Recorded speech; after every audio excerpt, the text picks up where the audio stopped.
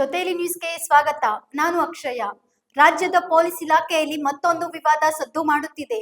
DC ಹಾರಿ ಪಶ್ಚಿಮ ವಿಭಾಗದ ಇನ್ಸ್ಪೆಕ್ಟರ್ ಶ್ರೀನಿವಾಸ್ ಅವರಿಂದ ಗಂಭೀರ ಆರೋಪಗಳು ಕೇಳಿ ಬಂದಿವೆ. ಇತರೆ ಜಾತಿಯವರಿಂದ ಪಿತೂರಿ ನಡೆಯುತ್ತಿದೆ ಎಂದು ಆರೋಪಿಸಿದ ಅವರು ತಮ್ಮ ಮೇಲೆ ಸುಳ್ಳು ಆರೋಪಗಳನ್ನು ಹೊರಿಸಲಾಗುತ್ತಿದೆ ಎಂದು ಬೇಸರ ವ್ಯಕ್ತಪಡಿಸಿದ್ದಾರೆ.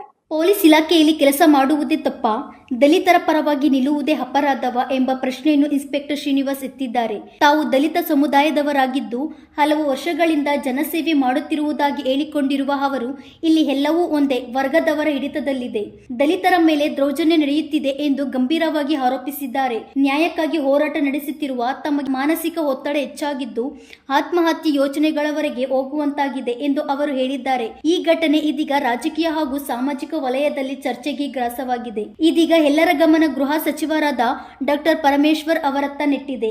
ದಲಿತ ಸಮುದಾಯದವರೇ ಆಗಿರುವ ಗೃಹ ಸಚಿವರು ಈ ಪ್ರಕರಣದಲ್ಲಿ ನ್ಯಾಯ ಒದಗಿಸುತ್ತಾರಾ ಎಂಬ ಪ್ರಶ್ನೆ ಉದ್ಭವಿಸಿದೆ. ನಮಸ್ಕಾರ ಸರ್. ಶ್ರೀನಿವಾಸ್ ಅಂತ police inspector, DCRE west police station. Sir, ಇತ್ತೀಚೆಗೆ ಯಾಕೋ ಮನಸ್ಸಿಗೆ ಭಾಳ ಬೇಸರ ಆಗ್ತಾಯಿದೆ. ಪೊಲೀಸು ಇಲಾಖೆ ಅಲ್ಲಿ ಮತ್ತು ದಲಿತರ ಪರವಾಗಿ ಕೆಲಸ ಮಾಡೋದೇ ದೊಡ್ಡ ತಪ್ಪು ಅನಿಸುತ್ತೆ. ಅದರಲ್ಲೂ ನಾವು ದಲಿತ ಅಂತ ಹೇಳ್ಬಿಟ್ಟು ಸಾಕಷ್ಟು ಕೆಲಸ ಕಾರ್ಯಗಳೆಲ್ಲ ಮಾಡ್ಕೊಂಬರ್ತಾಯಿದ್ದೀವಿ ಸರ್. ಏನು ಅಂತ ಗೊತ್ತಿಲ್ಲ ಸರ್. ಮೊನ್ನೆ ತಾವೇ ಆದೇಶ ಮಾಡಿದ್ದೆ, ಮಾರ್ಚ್ 24ನೇ ತಾರೀಕು ಆದೇಶ ಮಾಡಿ ನನಗೆ ಉಡುಪಿಗೆ ವರ್ಗಾವಣೆ ಮಾಡಿದೆ ಸರ್. ಅದ್ರ ವಿರುದ್ಧ ನಾನು ಮೊನ್ನೆ KT ಆಡಳಿತ ನ್ಯಾಯಮಂಡಳಿ ನಾಟ್ ರಿಲೇಟೆಡ್ ಅಂತ ಸ್ಟೇ ತೊಗೊಂಡಿದ್ದೀನಿ ಸರ್. ನನಗೆ ಅಧಿಕೃತವಾಗಿ ಇವತ್ತರೆಗೂ DCREಯಿಂದ ಯಾರೂ ಬಿಡುಗಡೆ ಮಾಡಿಲ್ಲ ಸರ್.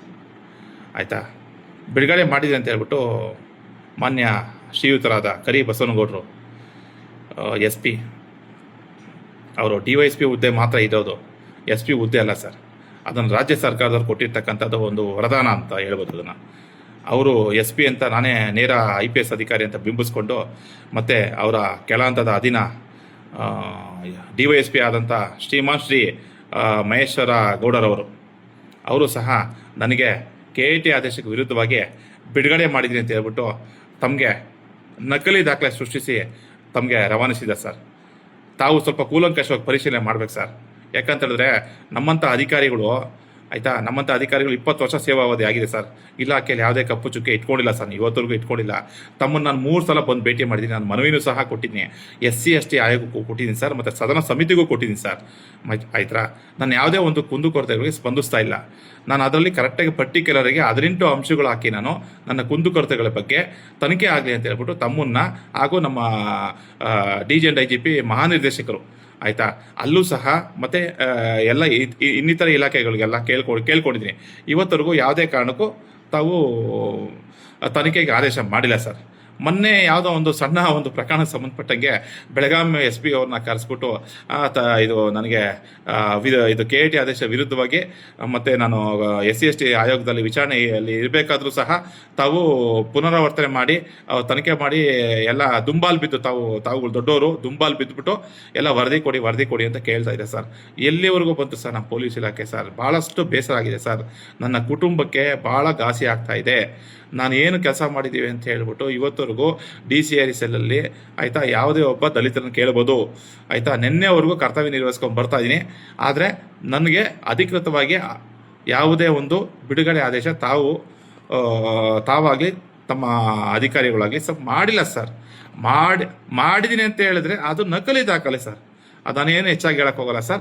ಈಗ ನಾನು ನಮ್ಮ ರಾಜ್ಯ ಸರ್ಕಾರ, ಹಿಂದ ಸರ್ಕಾರಕ್ಕೆ ನಾನು ತಿಳಿಸೋದೇನೆಂದರೆ, ಆಯಿತಾ, ದಲಿತ ಅಧಿಕಾರಿಗೆ ಕರ್ನಾಟಕ ರಾಜ್ಯ ಸರ್ಕಾರದಲ್ಲಿ ರಕ್ಷಣೆ ಇಲ್ದಂಗಾಗಿದೆ. ಆಯಿತಾ, ನಮ್ಮಲ್ಲಿ ಎಲ್ಲ ಈ ಕರಿ ಬಸವನಗೌಡರು, ಮಹೇಶ್ ಗೌಡರು ಇವ್ರದ್ದು ಎಲ್ಲ ಆಗೋಗಿದೆ ಸರ್. ಆಯಿತಾ, ದಯವಿಟ್ಟು ನಾನು ಹೇಳೋದಿಷ್ಟೇ ಸರ್, ತಮಗೆ ಹಿರಿಯ ಅಧಿಕಾರಿಗಳಾಗಿದ್ರ, ಆಯಿತಾ, ದೊಡ್ಡವರಾಗಿದ್ರ, ನಾನು ಒಂದು 20 ವರ್ಷ ಸೇವಾವಧಿ ಸಲ್ಲಿಸಿದ್ದೀನಿ.